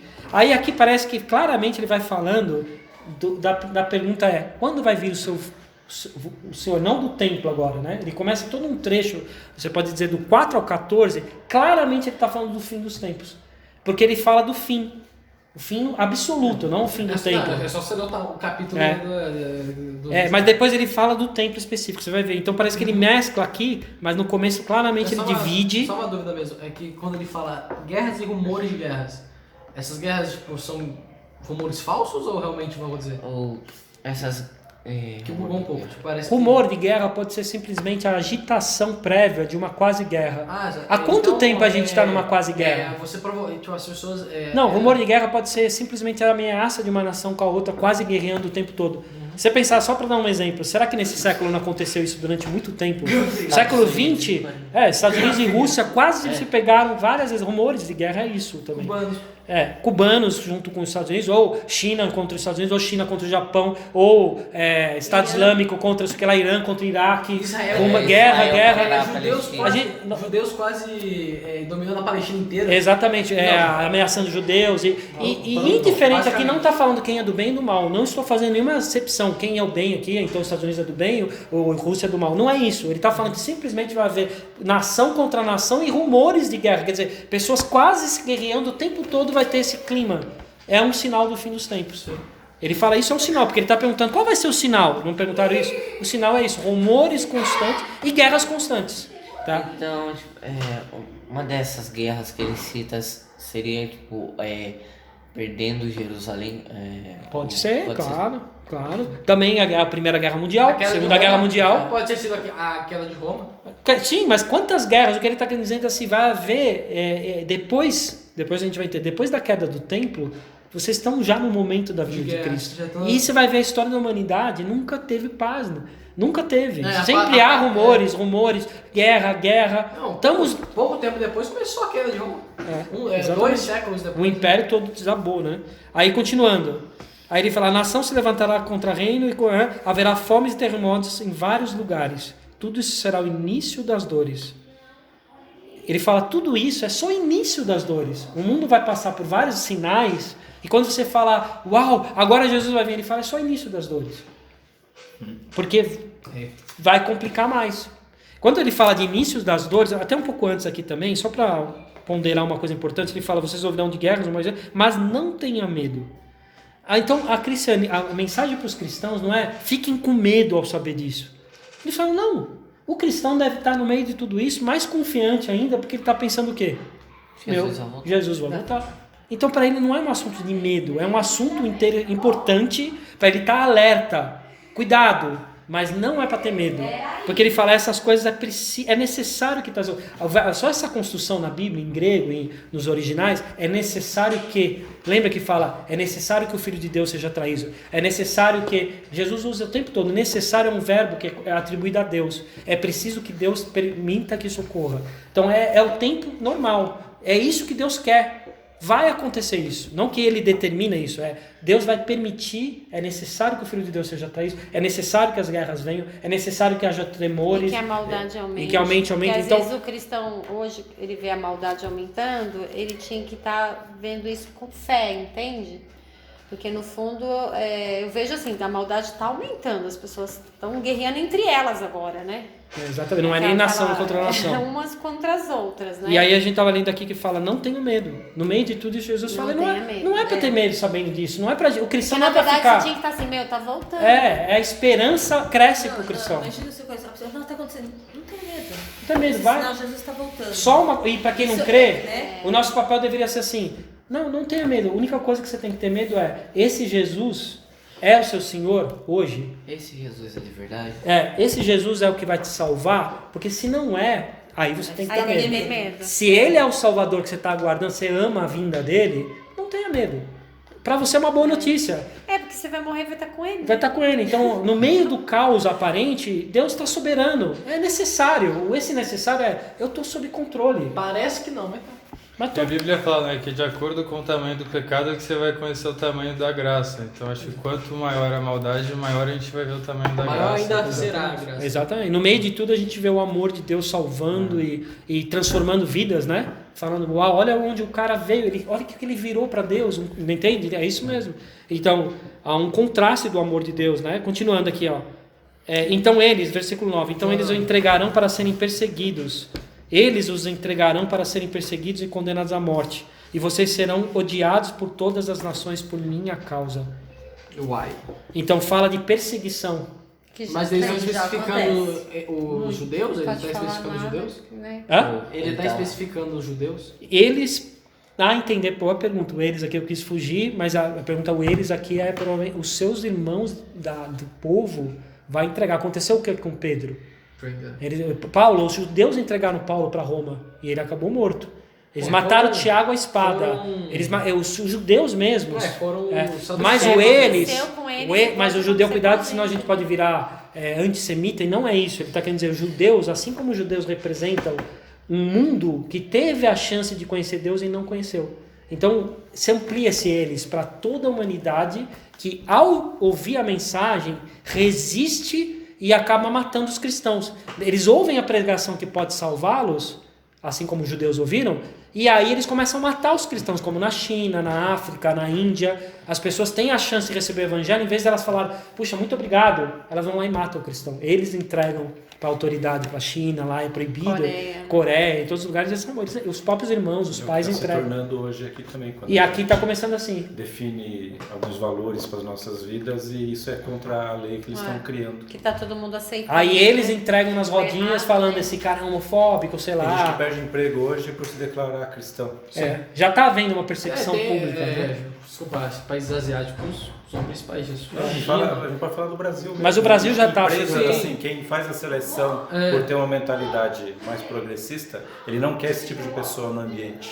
Pelo quê? Você confundiu. A pessoa que faz a seleção de funcionários... Ela tem a mentalidade, entendi. Achei que você estava falando que ele não ia querer pessoas com essa mentalidade. Não, ele tem a mentalidade. E ele, eu posso dizer até que Sim. numa época o Fernando mandou o currículo lá para trabalhar comigo, tenho certeza que ele não foi escolhido porque ele tem um perfil conservador. É que tem homem, né, mano? É zico. Outro assunto. Filho. Enfim, aí a grande questão que é importante aqui é só o início das dores. É interessante que esse início das dores remete de algum modo a um eco de, vocês lembram Gênesis, as 10 pragas do Egito? Foi progressivamente, veio uma praga, depois veio outra, para libertar o povo de Deus. A imagem era Deus olhando para o faraó, falando, liberta meu povo. E o faraó endurecia, matava. Ficava pior. Tá? Aumentava a pressão sobre os judeus, faziam eles trabalhar mais. Larga meu povo. Então a Bíblia está falando que conforme Deus começar a agir, é o início das dores, o mundo vai começar a entregar os cristãos para morrer. Vai ficar pior. Falando, não vou largar. Então há um reflexo do livro de Gênesis aqui. Quando o mundo estiver nas crises finais, é quando Deus está falando, deixa meu povo sair, Satanás. Deixa, meu povo vai estar comigo no céu. Mas aí os cristãos devem falar, puxa, meu Salvador tá vindo, tá agindo. E não, caramba, eu vou ficar com medo, vou parar de ser cristão. Porque é o que ele descreve aqui logo depois. Muitos vão abandonar a fé. Porque eles vão ver essa perseguição sem fé. Vão ficar com medo. Por isso que ele está falando, cuidado. Depois ele fala, não tenha medo. Né? E fala só início das dores. Ele está remetendo a eles, pensa na Bíblia. Já aconteceu isso antes. Quando vier a perseguição, lembra que o povo de Israel já sofreu no Egito isso. O faraó perseguiu, eles foram até o Mar Morto lá, atrás, o Mar Vermelho, para tentar pegá-los no último momento. Perseguiu. Tanto que ele morreu afogado. Morreu afogado, mas Deus libertou. Mas Deus salvou o povo. É isso que essa escritura de Gênesis tem que estar nos animando. Que Jesus está dialogando. Sabe, ele está fazendo um discurso sempre falando, lembra das promessas, lembra de quanto Deus é bom. Aí continuando aqui, ó. É que isso que dá esperança, né? Que você vê tanta coisa. Pai. É que ele não sabe dessa história. Né. Aí você conseguiria explicar? Então, é que o É povo... só rapidinho. É Gênesis, quando o povo estava como escravos dentro dos egípcios, no Egito, isso aí eles estavam, o povo de Deus teve que migrar por fome em Israel, na região da Terra Prometida, foi até lá, Canaã. Aí quando ele ficou lá, as tribos foram multiplicando, ficou muita gente. E aí eles começaram a oprimir como escravos. Aí o início do povo judeu, na verdade o povo israelita, não era judeu ainda aí, israelita é diferente, é o mesmo povo, mas com outro nome. Aí os israelitas, Deus prometeu, vou tirar vocês do Egito. Então isso é aquele filme, tem as pragas, tem filmes lá de Hollywood que falam do Êxodo. O livro de Êxodo é a narrativa do povo saindo do Egito. E para tirar o povo do Egito, Deus interveio, né, na história com meio de pragas, porque Moisés foi falar abertamente, deixa o povo sair. E o faraó falou, não, deixa o povo sair. Ele insistiu muito, ele foi lá se conta mais de 10 vezes na Bíblia. Aí Deus começou a falar, então tá bom, então não vai deixar, e começou a dar as pragas, é o início das dores. Até que o próprio nome do livro fala o Êxodo. O Êxodo. Aí quando, na última praga, morrem os filhos, os primogênitos, morre o filho do faraó. Aí ele desiste e fala, pode sair. E aí quando ele sai, aí depois ele volta atrás e vai atrás até o Mar Vermelho, eles estão atravessando. É aquela cena que mostram nos filmes um homem com bastão abrindo o mar, assim. Cajado. E o cajado, esse é Moisés abrindo e o povo sai, é salvo. Chama Êxodo, a saída. Então vai haver uma segunda saída cósmica. Os filhos de Deus estão no meio de uma guerra espiritual em que Deus vai ganhar. O faraó é muito menor, Satanás é muito menor que Deus. Só que há uma guerra, a gente sente Satanás lutando contra o povo de Deus. E aí é o início das dores. A Bíblia fala, pensa que no meio de tudo isso, Deus vai libertar vocês, só continuem com fé. Não vai ter chance de Satanás falar, não vai sair, não vai sair. Vai sair. Né? Então essa é a imagem que Jesus está usando aqui quando ele fala dessa profecia. Mesmo com vários cristãos acabando morrendo, encontraram meio que uma saída, só que mais dolorosa. Mas eles estão com Deus hoje. Mas estão com Deus. As arenas, né? As arenas, eles matavam cristãos. Os cristãos morriam cantando. Então, tipo, louvando a Deus. Eles morriam, um leão matava eles. Porque eles tinham essa fé, assim, puxa, mas vai valer a pena. A vida que Deus quer me dar eterna vale mais do que a vida aqui. Eu quero essa vida, entendeu? Aí continuando aqui, ó, no 10. Naquele tempo, muitos ficarão... aqui fala, né, que entregarão a morte e odiarão, no 9, né, por todas as nações por minha causa. Aqui está falando de uma perseguição de todas as nações. Nem todos os povos vai ter cristão sendo morto, né? Aí depois ele fala, no 10, naquele tempo muitos ficarão escandalizados, trairão e odiarão uns aos outros. Muitos ficarão escandalizados. Vocês lembram em que contexto a palavra escandalizado é usada? Na Bíblia? O verbo escandalizar é usado muito no Novo Testamento. Né? Não causar escândalo a seu irmão. Lembra? Sim. Você não faça nada que cause escândalo ou tropeço. A Bíblia usa escândalo ou tropeço. Então, esse verbo, essa construção é usada no contexto cristão. Muitos serão escandalizados. Significa o quê? Muitos cristãos, ao verem esse ambiente, vão ficar escandalizados. Significa que eles vão começar a tropeçar. Alguns cristãos, quando começar as perseguições, essa guerra espiritual... Quando fala de você causar escândalo do seu irmão, é fazer com que ele tropece. Que ele tropece. Que ele peque, ou que ele perca a fé. Exatamente. Então, essas perseguições e o ambiente de hostilidade vai fazer muita gente se escandalizar, perder a fé. E aí ele continua falando, ó, eles entregarão para a morte, vocês serão odiados... Desculpa, antes... e numerosos falsos... Desculpa, onde que está mesmo? 11, no 10, ó. Muitos ficarão escandalizados, trairão e odiarão uns aos outros. Trairão quem? Trairão a irmandade. Os cristãos entre si vão começar a se trair. Vai abalar a estrutura aparente da igreja, na verdade.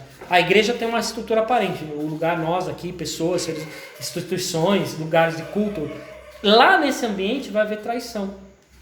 Pessoas vão falar, não, ele é cristão, vão começar a se entregar. Porque, na verdade, na hora da prova, vai ficar aqueles que são fiéis.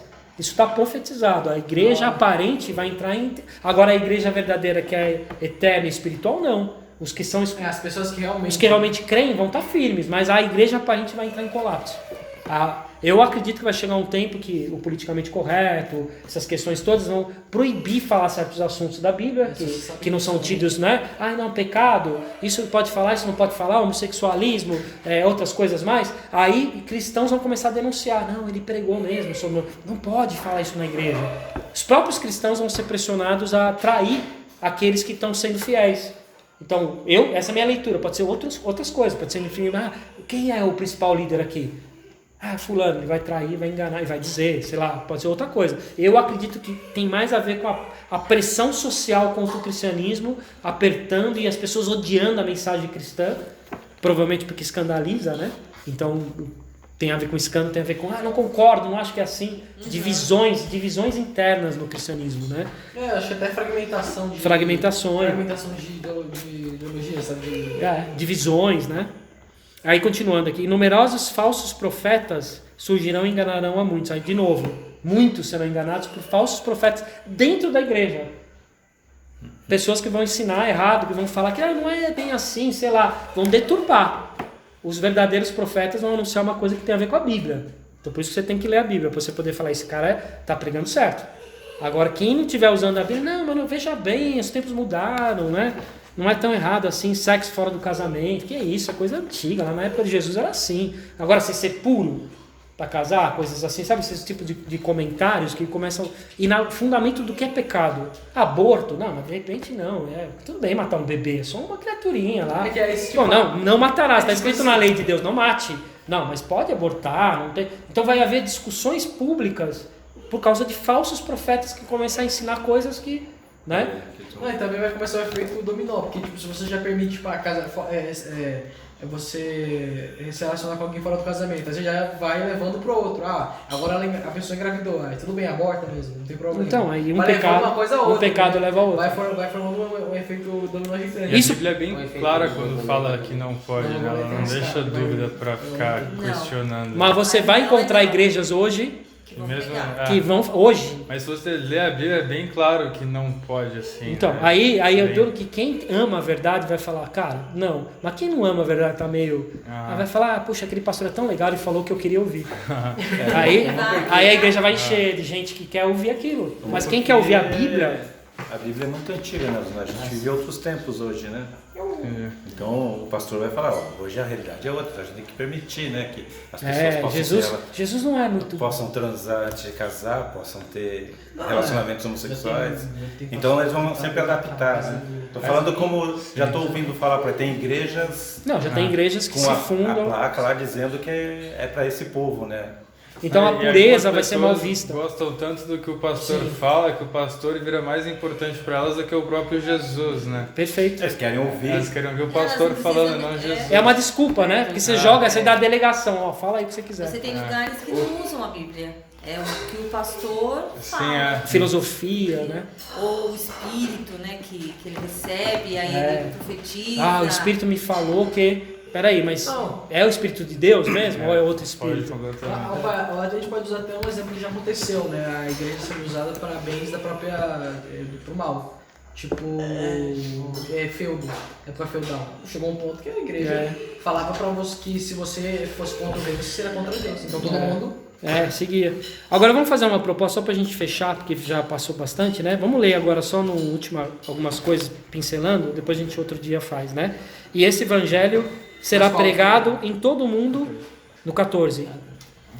Desculpa só, devido ao aumento da maldade, esse que eu queria frisar, devido ao aumento da maldade, o amor de muitos esfriará, mas aquele que perseverará até o fim será salvo. Amém. O aumento da maldade vai fazer esfriar o amor de quem? Dos próprios fiéis. Porque você percebe que a construção está assim, mas devido ao aumento da maldade, o amor de muitos esfriará, mas aquele que perseverar, então só poderia ser entre cristãos, porque muitos, mais aquele entre eles que perseverar, né? Não é isso? Tem um mas aqui conectando duas frases, tá uma ligada com a outra. O amor de muitos vai esfriar, os cristãos vão esfriar o amor. O mundo nem se conta. O mundo que não conhece Deus, como que quem não conhece o Deus de amor consegue manter o amor? É difícil, sem se conectar com Deus de amor. Né? Porque Deus é amor, a Bíblia fala. Se a gente não se conecta com quem é amor, que amor que a gente tem? A gente tem desejo, interesse, afinidade, um clubinho legal. Mas quando você conhece o Deus de amor, você ama de coração. Quando você começa a apostatar, por causa dessa pressão, a Bíblia fala, as pessoas vão começar a parar de seguir Deus e vão começar a esfriar. Aí ele diz, mas aquele que continua fiel até o fim, vai exigir o que de nós? Perseverança. Cristianismo, hoje em dia, e sempre foi assim, perseverança é a palavra. Cristianismo não é filosofia de vida, coisa legal, não vai trazer benefícios talvez aqui. Teve cristãos que, por serem cristãos, foram mortos bem cedo. Aqui, graças a Deus, a gente vive num país que não matam cristãos. Mas na Índia, lá na China, na África, nesse momento estão matando cristãos. Por quê? Se é cristão, morre. Então ele tem que perseverar. Ele tem que chegar e falar, cara, eu vou morrer mesmo. Vai pela fé. Um ótimo filme que a gente recomendaria é aquele filme que a gente assistiu, que era Os Católicos... Eles tentando evangelizar no Japão, né? Eles morriam. Martirizaram, eles conseguiram... Eles não matavam, eles torturavam os padres até eles desistirem da fé. Eles não matavam, eles só matavam após isso. Torturava meses seguidos, aí eles desistiram. Aí, resumindo, o filme mostra que o catolicismo não entrou lá, porque todos desistiram. Por causa que era muito... Isso na época do feudal ainda? Na época da Companhia de Jesus, né? Século XIV, XV, né? Não, depois da Reforma, né? A reação Reforma, né? Século XVI. Então eles tentaram evangelizar lá o Japão e o Japão conseguiu criar uma estrutura de tortura que acabou, esfriou o amor. Ali não teve cristianismo até no começo do século XX. Até 2 bombas atômicas. Depois voltou. Enfim, mas voltou missionários. Hoje em dia o Japão tem igrejas, mas a igreja não tinha isso aí. Era proibido ter igreja cristã. Eles proibiram o país. Como na Coreia do Norte, é proibido ter cristianismo lá. Quem tem cristãos, a gente sabe que tem cristãos lá, mas eles vivem morrendo. Não tem igreja, eles não podem fazer isso que a gente está fazendo aqui. Tem uma vida secreta. Eles têm só 2 se encontram, oram um pouco, aí vai embora, não pode ficar muito tempo junto, porque sempre tem alguém. Por que eles estão conversando tanto? É impressionante. China também. China está melhor agora, mas China foi assim, matou muitos cristãos. Sim. Né? Agora tem até aquele vídeo, né? Filho, só vamos aqui. Tem um vídeo antigo que tem uma caixa de Bíblia no meio de uma rua. O pessoal correndo para pegar uma cena linda, né? O pessoal sedento para ler a Bíblia, porque não podia ler a Bíblia lá. Os caras trouxeram as Bíblias, multidões pulando para ler a Bíblia, porque era proibido ler a Bíblia. E sumiam, né? Porque elas tinham que se esconder depois. Tinha que se esconder depois, Aí continuando aqui, só para terminar mais alguns pontos, eu vou pular essa parte, tá? Maravilhosa, tá? Que fala do sacrilégio no templo de Daniel, mas eu ia ler a escritura que, na verdade, de novo, aconteceu isso na época dos gregos. Eles foram lá, destruíram o primeiro templo, a primeira profecia, sacrificaram um porco no altar. Cara, o porco é proibido pela lei, é um animal sujo, e eles fizeram, aí o templo foi destruído. Aí ele diz que de novo vai haver um sacrilégio na época de Daniel. Ele cita aqui como Daniel falou, né? Quando vocês virem um grande sacrilégio no 15, né? O profeta Daniel, no lugar santo, quem lê, entenda, então, os que estiverem na Judéia fujam para os montes. Aí já está claramente falando dos romanos aqui. Os romanos entraram no templo, profanaram, os gentios não podiam entrar em certas partes, eles entraram marchando com os estandartes pagãos, mataram, destruíram todos os templos, fizeram uma bagunça, lá sujaram por querer, tem certos detalhes de profanação mesmo, e depois eles destruíram o templo e colocaram um templo de Apolo no lugar. De Apolo não, desculpa, de Zeus, Júpiter. Porque os romanos chamam de Júpiter, não Zeus. Colocaram um templo de Júpiter lá no lugar onde é o templo. Depois foi destruído de novo, né? Esse é o sacrilégio? Provavelmente, historicamente se cumpriu um grande sacrilégio de novo. Isso então não está para acontecer. Isso aconteceu. Por que eu quis ler essa escritura para terminar? Porque quando aconteceu aqui... Não está para acontecer na segunda vez. Não, isso aqui o sacrilégio aconteceu. Já aconteceu. Destruíram. Pastores estão falando que esse sacrilégio ainda está para acontecer. Não, porque o sacrilégio aqui ele fala, quando vocês virem o sacrilégio, concordo com você, mas é errado, porque historicamente o grande sacrilégio, lembra, o templo estava em pé ainda. Aí ele fala, quando vocês virem um grande sacrilégio, então pode significar simplesmente derrubou o templo, ou pode significar não só derrubou, como colocou um templo de Júpiter, de outro deus, colocaram e começaram a sacrificar animais para Júpiter, lá no mesmo monte, bem perto, ou do lado, assim, ou provavelmente em cima. Você pega a foto aqui, depois a gente pode ver o mapa aí, mostra nesse aí, mostra que o templo está bem posicionado, o templo de Júpiter.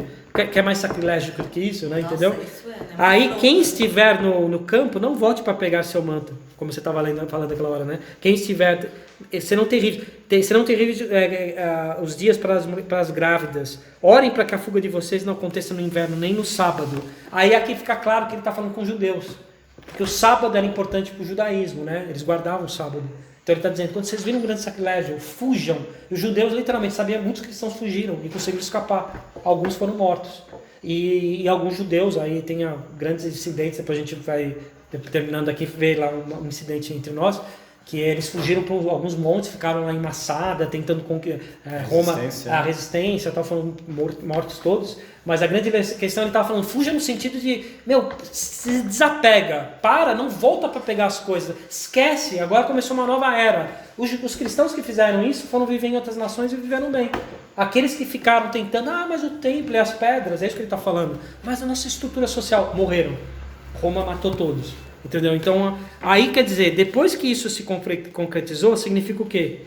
Aí ele fala que, porque haverá, no 21, grande tribulação, como nunca houve no princípio do mundo até agora, nem haverá, mas haverá. Se aqueles dias não fossem abreviados, ninguém sobreviveria, mas por causa dos eleitos, naquele dia serão abreviados. Se então alguém lhes disser, vejam, aqui está o Cristo, ou ali está ele, não acreditem, pois aparecerão falsos cristos e falsos profetas que realizarão grandes sinais e maravilhas, para, se possível, enganar os eleitos. Vejam que os avisei antecipadamente. Então, de novo, ele faz mais um aviso aqui, cuidado que vai vir engano, né? Aí ele diz, os eleitos, por causa dos eleitos, há tanta maldade que acontecer, aí fica a dúvida, os eleitos eram judeus, escolhidos, ou somos nós? Porque aí não dá para perceber se ele está falando só daquele período do templo, ou se já é cósmico falando no final do templo. Vai ser tanta... Coincidentemente, acho que não, Apocalipse fala da grande tribulação, que vai ser um período de tanto sofrimento no mundo, que ele usa a mesma expressão, mas aí Deus vai abreviar. Porque chega uma hora que por causa do povo dele, lembra lá de novo Êxodo? Deus dando pragas, mas as pragas, Deus protegeu o povo dele das pragas. Ele sempre olha para o povo. Os eleitos dele são protegidos, né? Os que estão firmes no acordo, né? O acordo é, vocês me obedecem e eu amo vocês, né? Eu amo vocês por isso me obedeçam, né? Não o contrário. Então, quem está fiel, ele vai abreviar, né? Então é uma escritura muito importante, né? Aí depois vai terminando, né? Agora só você. Desculpa, ficou longo hoje, é porque o assunto é longo, tá? Mas depois ele fala sobre o final, né? A vinda do homem. Aí ele fala assim como o relâmpago, 26 fala assim, se alguém disser, ele está lá no deserto, não saiam. Ou ele está ali está ele, dentro da casa, não acreditem. Porque assim como o relâmpago sai do oriente e se mostra no ocidente, assim será a vinda do Filho do Homem. Onde houver um cadáver, se ajuntarão os apultres. Imediatamente, após a tribulação daqueles dias, o sol escurecerá e a lua não dará a sua luz. As estrelas cairão do céu e os poderes celestes serão abalados. Então aparecerá no céu o sinal do Filho do Homem, e todas as nações da terra se lamentarão e verão o Filho do Homem vindo das nuvens do céu com poder e grande glória. E ele enviará seus anjos com grande som de trombeta, e estes reunirão seus eleitos nos 4 ventos de uma outra extremidade dos céus. Então, claramente, aqui é o Apocalipse. Quando ele fala todas as nações se lamentarão, porque vão ver que é verdade. Isso, na verdade, Val, eu não vou ler, mas é uma profecia lá em Zacarias, depois vocês leem, que fala isso também, é uma profecia do final dos tempos, não deu tempo de ler, que fala assim, eles chorarão por aquele que foi transpassado. Olha que lindo. Eles chorarão por aquele que foi transpassado. Sabe o que é transpassado? Aquele que foi furado por uma lança. O que aconteceu na cruz de Jesus? Ele foi furado. Um soldado foi furado pela lança. Então é uma profecia do final dos tempos. Que o mundo choraria por aquele que foi transpassado. E aqui ele está falando, quando eles virem um sinal no céu, todo mundo vai cair na consciência o quê? Jesus era o Filho de Deus. Só que eles vão lamentar. E se lamentar não tem sentido de se arrepender. Tem o sentido de eu perdi a minha chance. Porque quando foi o filho... A aula que a gente teve a segunda. O lamento, o ranger de dentes, a agonia de ver o Filho de Deus surgindo do céu, os anjos aparecendo e você falar, eu achei que era uma lenda. Eu não acreditei. Uma fábula. A minha fábula, eu não vou. E eu tô vendo agora que ele foi transpassado. Ele você não tem que fazer. Então vai ser uma coisa tão visível. A Bíblia fala que quando ele aparecer, ele fala, não deixa ninguém enganar. Não vai ser um evento na casa de alguém particular. Vai ser cósmico. Os poderes vão se abalar, poderes do céu, na maneira que eles nomeavam céu e estrelas. Poderes vão abalar. Tem várias profecias que o sol não vai brilhar tanto quanto antes, vai ficar fraco e a lua não vai dar mais luz. Então vai haver um período de problemas cósmicos. Sabe aquilo que o pessoal está falando de aquecimento global aí? Não estou dizendo que é isso. Eles dizem que o homem é tão arrogante que ele acha, como nós vimos no filme ontem, né, filho? No o hino da arrogância humana, que ele vai destruir a Terra. O homem não é capaz de destruir a terra. Se ele quiser, ele não consegue. Tá? Ah, ele tem bomba. Não, Deus não deixa. Deus não deixa apertar o botão. Quem vai destruir isso aí? Que vai ser quem? Vai ser ele. Deus vai fazer. Então pode ficar tranquilo, não vai ter catástrofe. Ah, não, mas vamos comer só comida orgânica porque tá acabando tudo. Não é isso. Come orgânica porque é bom. Não é pelo meio do. Veneno não é bom, né? Não destrua a natureza, porque a natureza é feita por Deus. Mas não é, se nós fizermos o mundo vai acabar. Isso aí é paganismo. Quem vai destruir os poderes do céu, quem vai falar agora chegou, acabou a conta. E não tem a ver com, vocês não cuidaram bem da terra, que nem estão pregando nos filmes aí. Deus vai castigar porque não cuidaram bem da terra. Não, vai castigar porque não aceitaram. A Greta não está com razão, então? Não. Poxa. A Greta devia entender a mensagem o quê? Vai acabar porque a glória de Deus entrou no templo, saiu, está dando uma chance e vocês não ouviram. A mesma, o ai volta para todo mundo. Mas para aqueles que amam a vinda de Jesus, o que é isso? É uma boa notícia. É boa notícia. Porque Jesus está acabando. Quando começar tudo ficar meio estranho no cosmos, você fala, pô, bem que falaram. Eu não sei o que é. Eu tô achando que vai ter eventos... Você lembra daqueles céus? Eles falavam, Jesus está voltando. Eles falaram que entre 2019 e 2016 e 2020 tiveram 3 ou 4 luas vermelhas, né? Segundo a astronomia deles. Pode ser. Eu vi uma antes de 2016. Isso. Lua vermelha. 12 de 2012, né? Não, e aqueles céus que pareciam a coisa... E eles falam que isso são sinais, né? Mas... Aí, terminando só para a última reflexão. Aprendam a lição da figueira. Quando seus ramos se renovam e suas folhas começam a brotar, vocês sabem que o verão está próximo. Assim também, quando virem todas essas coisas, saibam que está próximo, que ele está próximo às portas. Ele quem? Jesus. Eu lhes asseguro que não passará essa geração até que todas essas coisas aconteçam. Os céus e a terra passarão, mas minhas palavras... E aqui é a chave de leitura dessa escritura. As palavras. Essa geração, só terminar esse ponto, essa geração não passará até ver essas coisas. Que coisa que ele está falando? No dia final, os judeus morreram, aquela geração morreu. Ele está falando, quando vocês virem o templo, vocês vão entender que eu sou um profeta verdadeiro. É isso que ele está afirmando, ele como profeta aqui. Vocês vão ver o templo sendo destruído, a grande profanação, os romanos vão marchar no templo. E mesmo assim eles não E aí, quando vocês virem essas coisas, vocês saberão que o tempo está perto. Que tempo? Então faz 2000 tempo que está perto. Sabe, a gente está nos 45 do... Na verdade, a gente está nos 72 do segundo tempo. E estamos brincando, as igrejas estão brincando. Vai demorar ainda, vamos construir casa, vamos fazer a nossa aposentadoria. E a igreja se desfocou. Ali ele já estava falando, quando caiu o templo, está perto. Imagina quanto perto está agora. Não, e as minhas palavras não passarão. E minhas palavras tudo isso já aconteceu e a gente tem acesso, né? Essas palavras dele que até hoje... A gente tem acesso, a Bíblia está aí. E aí você não estava aqui, Brian, mas e vocês também não, mas a gente leu aquele escritor que fala para Deus 1000 anos, é como um dia. Então, na verdade, só passaram 2 dias.